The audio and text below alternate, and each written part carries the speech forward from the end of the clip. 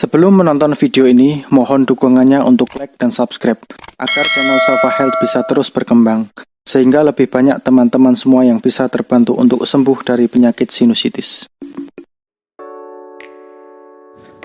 Assalamualaikum warahmatullahi wabarakatuh. Baiknya selamat pagi ya teman-teman semua, dimanapun teman-teman berada ya, semoga selalu dalam keadaan sehat ya. Oke.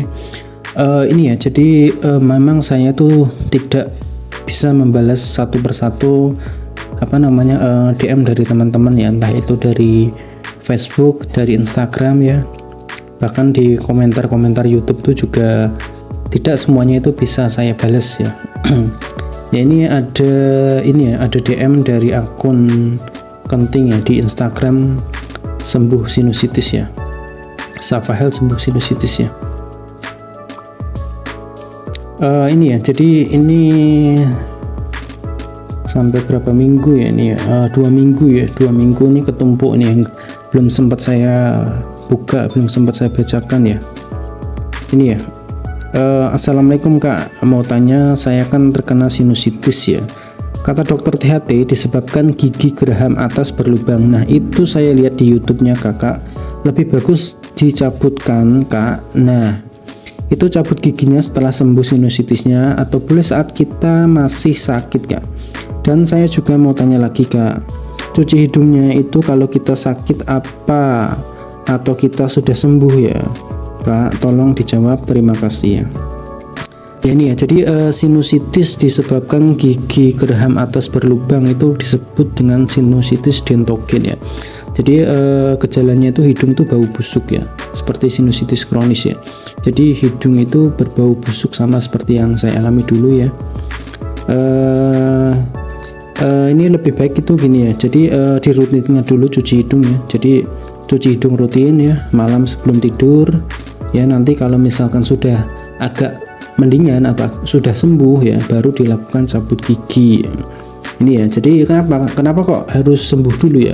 Karena memang beberapa dokter itu menganjurkan seperti itu. Kalau misalkan sinusitis kita itu masih kambuh, kemudian dilakukan cabut gigi, ditakutkan nanti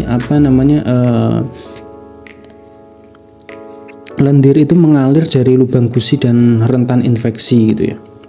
Itu ya, jadi kalau dulu itu saya sembuh dulu sinusitis, baru saya lakukan cabut gigi ya.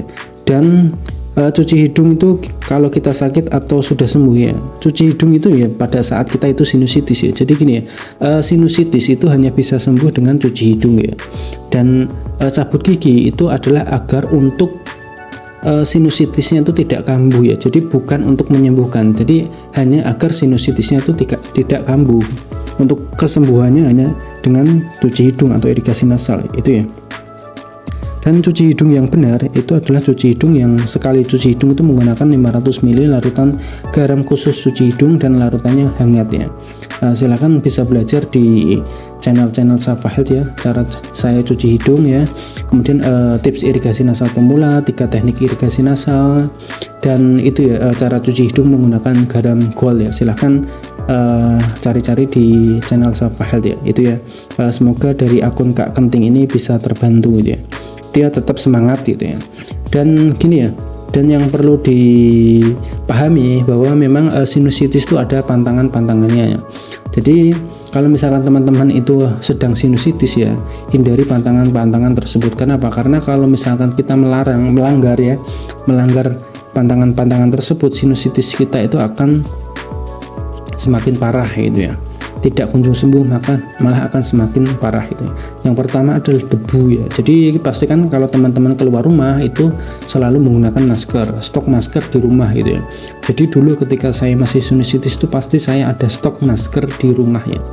Minimal 1 box masker itu harus ada di rumah. Jadi ketika kita keluar ruangan ya, keluar rumah ya, terutama kalau kita bepergian itu harus menggunakan masker ya. Yang kedua adalah asap ya. Jadi pastikan kita itu tidak merokok gitu ya, tidak merokok dan tidak terkena asap rokok. Jadi kalau misalkan di sekeliling kita itu ada yang merokok, kita itu menghindar ya. Dan pastikan diri kita sendiri itu juga tidak merokok. Kemudian yang terakhir itu adalah dingin ya. Jadi sinusitis itu jangan makan atau minum dingin ya. sekalipun kita itu ingin sekali minum dingin itu jangan minum dingin ya. Kenapa? Karena dingin itu menyebabkan nyeri ya, peradangan ya, sehingga sinusitis kita itu semakin parah gitu ya. Yang menyiksa sinusitis adalah udara dingin. Bukan kamu alergi dingin, bukan. Ketika dingin, tubuh kita tuh akan mengcounter dengan mengeluarkan lendir. Jadi udem. Jadi Es itu ya, es itu tidak steril ya. Es itu tidak steril ya. Gitu ya. Jadi debu dingin asap ya, hindari debu dingin asap, jangan makan atau minum dingin ya, itu ya.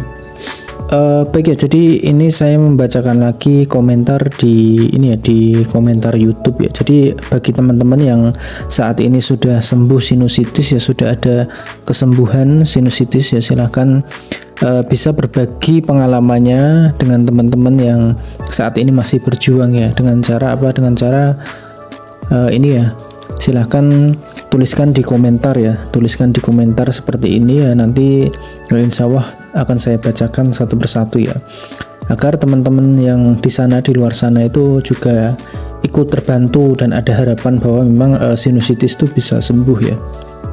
Jadi saya itu mantan penderita sinusitis kronis ya, tahun 2018 ya. Hidung saya yang sebelah kiri ini meler dan mencium bau busuk ya. Jadi setiap hari itu mencium-cium bau busuk ya, padahal tidak ada bau busuk di sekitar rumah saya, tapi hidung saya itu terus mencium bau busuk dan meler gitu ya. Saya menderita sinusitis kronis ya, hidung sebelah kiri ya. Ya baik ya, jadi ini saya bacakan ini ya, komentar di video ini ya, keluar gumpalan seperti kerikil dari hidung ya. Ini ada akun dari @eniwulandari W2O ya. Alhamdulillah anakku umur 13 tahun setelah rutin cuci hidung belum habis 1 botol garam gold sudah ada perubahan. Meskipun belum sembuh total, sudah tidak mampet dan bisa sedikit mencium aroma yang awalnya dulu tidak bisa mencium sama sekali ya. Ya ini ya, alhamdulillah ya, dari apa namanya anaknya Eni Wulandari ini ya. Jadi garam cuci hidung gold ini bisa dipakai di semua usia, bahkan anak saya dari usia 1 tahun pun juga saya lakukan cuci hidung dengan garam gold ini ya. Jadi saya menggunakan suntikan ya, ada suntikan khusus cuci hidung ya, 60 cc saya gunakan di anak saya. Jadi cukup 1 lubang hidung itu 1 semprotan ya. Jadi itu kan 60 cc, jadi maksimal itu ya 60 cc itu ya, 50-60 cc ya, 1 semprotan ya. Karena kalau misalkan kita gunakan air yang terlalu sedikit, 10-20 cc itu malah tidak keluar ya, terlalu kecil tekanannya, air tidak keluar. Karena pada saat irigasi nasal itu air itu butuh perjalanan yang cukup dalam ya, menembus rongga ini, maksilaris ini, sinusnya, baru akan keluar di hidung sampingnya itu ya. Jadi ini ya, pokoknya sinusitis itu pantangannya itu 3, yaitu debu, dingin, dan asap ya. Jangan makan ya, jangan makan atau minum dingin ya, jangan merokok dan jangan terkena asap rokok, pakai masker ketika keluar rumah ya. Nah terus kemudian sinusitis itu ada pantangan minum-minumannya ya, seperti susu, teh hangat ya, kopi ya, dan minuman soda lainnya ya. Yang utamanya itu debu, dingin, asap ya, jangan makan atau minum dingin ya, itu ya. Terus kemudian ini ya, dulu ketika saya berjuang untuk sembuh sinusitis itu juga saya jogging rutin setiap pagi ya, setiap pagi jogging rutin di tempat ya, setiap pagi ya. Ya kenapa? Dengan jogging ini ya, hidung kita yang tadinya mampet itu bisa plong ya, bisa lancar aliran darah di pembuluh rongga hidung ini ya, bisa lancar ya. Biasanya kalau mampet itu atau bengkak konka itu ya karena rinitis ya. Rinitis itu ya memang harus dilakukan cuci hidung ya. Agar apa? Agar alergen yang ada di hidung ya, entah itu debu, kotoran ya, polusi itu bisa terbilas, terbuang, sehingga aliran udara hidung itu bisa lancar itu. Rinitis, sinusitis ya, rinitis dan sinusitis itu erat saling berhubungan ya. Jadi kalau misalkan pilek ya, pilek biasa itu disebut rinitis, nama medisnya itu rinitis ya. Akan tetapi kalau misalkan pilek yang berlangsung lebih dari 2 minggu tidak kunjung sembuh ya, itu memang dicurigai sudah ke sinusitis itu ya. Jadi kalau misalkan teman-teman yang menderita pilek tapi tidak kunjung sembuh, 2 minggu tidak kunjung sembuh, ya itu sudah mengarah ke sinusitis ya. Oleh karena itu pilek itu harus segera ditangani dengan baik, harus segera disembuhkan gitu ya. Jangan menganggap pilek itu ya pilek biasa itu ya, nanti bisa sembuh sendiri. Ya memang ya pilek itu bisa sembuh sendiri ya. Akan tetapi kalau misalkan setelah 2 minggu atau berlangsung lebih dari 2 minggu tidak kunjung sembuh, memang itu gejala ke sinusitis ya. Apalagi ditandai dengan nyeri di kepala ya, wajah terasa ditusuk-tusuk ya, kayak tertekan ditusuk-tusuk ya, nah, dan ada pusing ya, itu memang sudah ke sinusitis ya. Ya pokoknya pola hidup sehat ya. Ya sekarang kan juga ini musim dingin lagi gitu ya. Pokoknya jangan minum dingin ya. Karena di luaran sana itu kan sekarang ya masih banyak ya penjual es 3000 ya. Ya tidak ada yang salah dengan es teh itu ya. Akan tetapi kalau misalkan kita saat ini sinusitis ya, hindari minum dingin ya. Pokoknya jangan minum dingin ya. Konsumsi air putih hangat ya. Kalau misalkan teman-teman ya menderita sinusitis ya, ini ya, usahakan untuk minum hangat. Akan tetapi jangan kopi, jangan teh ya, karena berdasarkan pengalaman saya dulu ketika saya masih sinusitis ya, saya mengkonsumsi minuman yaitu teh hangat ya.